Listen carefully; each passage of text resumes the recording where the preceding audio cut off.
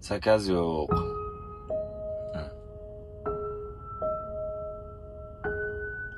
Ishimda salgina muammo bo'lib qoldi. Shuning uchun hozir bekor o'tiribman.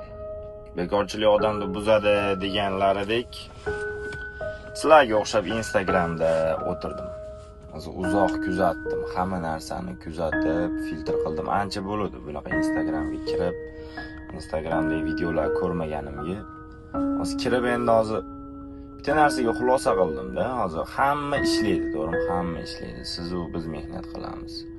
Lekin siz bilan biz mehnat qilayotgan bir paytda kimlardir bizni mehnat qilishga majbur qiladi. Ularda bo'lsa maqsad boshqa. Ko'p narsa tushunarsiz. Ko'p narsa mavhum. Biz nimaga ishlayapmiz? Yaxshi yashash uchun. Buni hammasi nimadan bilasizlarmi? Ilmsizlikdan. Judayam aqlli, judayam ilmli insonlar mehnat qilmaydi. Ular mehnat qildiradi. Bu shunchaki oldi qochdi gaplar emas.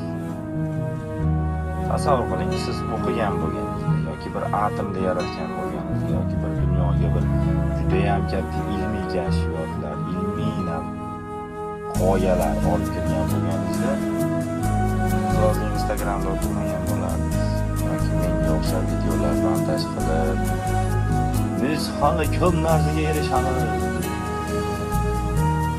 ma'ni bema'ni videolar qo'yib yoki bo'lmasam ma'ni bema'ni videolarni tomosha qilib o'tirmagan bo'lardingiz yoki savdo sotiq ishlamagan bo'lardingiz. Faqat yangilik yaratardi. Bu qayerdanmi?